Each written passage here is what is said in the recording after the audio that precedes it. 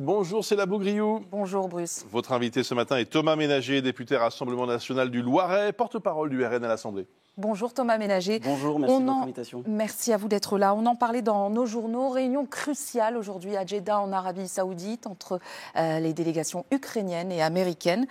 Sans les Européens, pendant ce temps-là, les chefs d'état-major, eux, se réunissent à Paris avec les pays européens, l'OTAN, mais sans les États-Unis, là encore, à l'initiative d'Emmanuel Macron. Dans votre parti, beaucoup affirment qu'il en fait trop. Vous êtes d'accord avec ça ? Aujourd'hui, on est dans un moment historique. Tout ce qui pourra aller dans le sens de mettre en place les premières prémices d'une paix, à la fois du côté des négociations qu'il peut y avoir entre l'Ukraine et les Américains et avec les chefs d'état-major, l'ensemble des pays européens, est une bonne chose. Ce que l'on espère dans un second temps, c'est qu'il y ait l'ensemble des pays à la fois occidentaux, l'Ukraine, la Russie autour de la table. Vous voulez mettre la Russie autour de la table ? Il faudra un moment, parce qu'il n'y aura pas d'accord de paix si la Russie, derrière Vladimir Poutine, qui ne sera plus là dans quelques années, on en sera tous heureux, n'est pas d'accord. C'est-à-dire que si on force la paix, s'il n'y a pas un accord à la fois des Ukrainiens, des Russes, avec bien entendu un soutien des États-nations européennes, notamment de la France, qui doit être leader dans le domaine, et des Américains, malheureusement, s'il y a un cessez-le-feu, il ne pourra pas tenir. Pour que les Russes soient d'accord, vous en conviendrez, eh bien, les garanties de sécurité ukrainiennes ne seraient peut-être pas là. Et c'est pour ça qu'il doit y avoir les États-nations européens, et notamment la France et les Américains, qui doivent aussi forcer la Russie à se mettre à la table des négociations. Un mot justement sur la menace que représente la Russie. Est-ce que peut-être vous allez pouvoir nous éclairer ? Jordan Bardella, d'un côté, dit la Russie est évidemment une menace multidimensionnelle pour la France et pour les intérêts européens. Marine Le Pen, de l'autre, la première des menaces n'est pas la Russie, mais le fondamentalisme islamiste. Et vous ? Mais vous savez, bien entendu, qu'il y a une menace multidimensionnelle qui est celle de la Russie. Mais aujourd'hui, à très court terme, la menace qui a par exemple tué il y a moins d'un mois à Mulhouse, c'était le fondamentalisme islamiste et l'islamisme radical. Donc bien entendu, on peut traiter plusieurs menaces en même temps, mais celle qui à très court terme crée des morts sur notre sol, ça n'empêche pas qu'on doit lutter bien entendu contre ces menaces russes et faire en sorte de protéger la France, notamment dans les années. Est-ce que ce n'est pas problématique qu'à la tête du parti, il y ait deux lignes ? On voit bien que Marine Le Pen est beaucoup plus frileuse sur cette question. Non, pas du tout. Enfin, pour moi, les lignes sont totalement raccord entre Marine Le Pen et Jordan Bardella.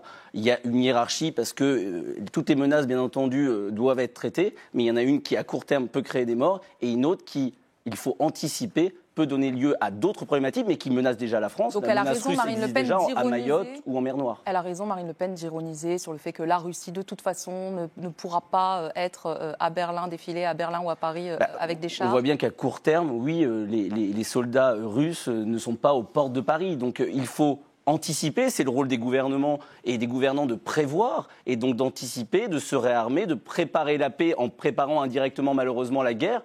Mais il faut aussi ne pas paniquer les Français. Les chars russes ne sont pas aux portes de Paris. Thomas Ménager, beaucoup de personnalités politiques accusent votre parti d'avoir une forme d'ambiguïté à l'égard de la Russie. Demain, à l'Assemblée nationale, sera débattue une proposition de résolution européenne qui appelle au renforcement du soutien à l'Ukraine. Est-ce que vous êtes ce matin en mesure de nous dire « nous la voterons » ? Alors, on aura une réunion de groupe justement ce matin pour décider, mais on a toujours voté... Il faut une réunion de groupe pour décider parce que vous savez, il faut regarder... position sur... quelque chose d'assez consensuel. Il faut regarder dans le détail, parce que bien entendu, le titre, on est tous d'accord. Si on ne votait que sur un titre avec un texte vide, je pourrais déjà vous dire oui ce matin. Après, parfois, il y a un certain nombre de mesures qui sont contenues dans des textes. Vous pensez notamment à l'adhésion de l'Ukraine à l'Union européenne ? L'adhésion de l'Ukraine à l'Union européenne, qui ne serait pas un bon signal pour obtenir la paix. L'adhésion de l'Ukraine à l'OTAN. Est-ce que ce ne serait pas aussi un mauvais signal géopolitique à envoyer de laisser l'Ukraine seule dans ce moment ? Non, mais il y a deux choses. Vous savez, il faut qu'il y ait une sorte de zone tampon, parce qu'on sait très bien que si on arrime définitivement l'Ukraine à l'Union européenne, bien entendu, il faut la soutenir, ça serait une provocation supplémentaire à l'égard de Vladimir Poutine et donc pas un signe d'apaisement. Justement, en ce moment, on est en train d'essayer d'apaiser. Si on envoie le signal d'une entrée de l'Ukraine dans l'Union européenne ou dans l'OTAN aujourd'hui, bien entendu, ça ne serait pas favorable à la paix. Sur les avoirs russes, est-ce que là encore, vous pourrez peut-être nous préciser votre position ? Est-ce qu'il faut y toucher ? Gabriel Attal disait il y a quelques jours, il vaut mieux que ce soit les Russes qui payent plutôt que les Européens. Alors ça, on est d'accord. On a été les premiers avec Jordan Bardella à dire qu'il fallait déjà prendre les intérêts des avoirs russes. Mais sur les avoirs, est-ce qu'il faut aller plus loin ? Aujourd'hui, la France et un certain nombre de pays européens et les Américains considèrent que c'est peut-être la fausse bonne idée. Sur le principe, on est d'accord, c'est plus aux Russes, bien entendu, de payer les efforts en matière militaire pour cette guerre et pour le soutien à l'Ukraine que nous devons faire. Mais aujourd'hui, 2 choses sont pointées sur cette question. 1, le droit international. 2, la confiance dans les institutions financières européennes si l'on saisit des avoirs étrangers. Et je finis, si vous le permettez. Et aussi parce que demain, ces avoirs peuvent être un levier de négociation pour forcer la paix auprès de la Russie, notamment auprès des oligarques. Il y a eu cette nuit la plus grande attaque, la plus importante attaque de drones ukrainiens sur le sol russe, et notamment à Moscou. Il y a 1 mort et 3 blessés.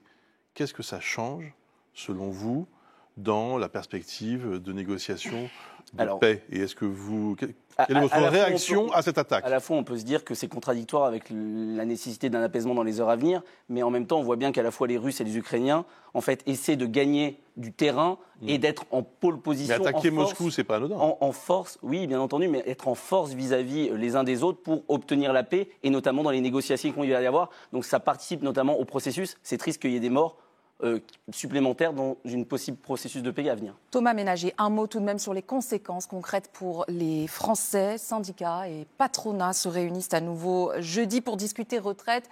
Vous dites que ça va vraiment servir à quelque chose ? Moi, j'ai peu d'espoir, parce qu'on sait depuis le début que c'est sûrement vain, ces négociations. On espère que les organisations puissent s'entendre, mais bien entendu, le patronat et les syndicats ne sont pas d'accord. Et il faudra, ce que nous souhaitons, bien entendu, que le Parlement s'exprime, puisse voter. On n'a jamais pu le faire. La réforme Borne est passée par 49.3. Il faudra que les députés puissent s'exprimer. Et ils sont une majorité à vouloir revenir sur la réforme Borne, mais pas avec la même vision. On ne peut pas proposer 60 ans pour tous comme le propose le nouveau Front populaire. C'est une hérésie au vu des finances publiques aujourd'hui. Il faut une réforme juste, de justice sociale, mais qui ne tienne compte des finances publiques. D'un mot, prendre en compte le contexte géopolitique ? Je ne le pense pas. Je pense qu'il y a des économies à faire, mais les Français ne doivent pas être otages des échecs financiers d'Emmanuel Macron en matière de finances publiques. Et ce n'est pas à eux de payer à la fois les échecs d'Emmanuel Macron et de payer cet effort de guerre. Il faut faire des économies structurelles sur le train de vie de l'État notamment. Merci d'avoir été avec nous, Thomas Ménager. Merci beaucoup. Merci à Céla Bougriou.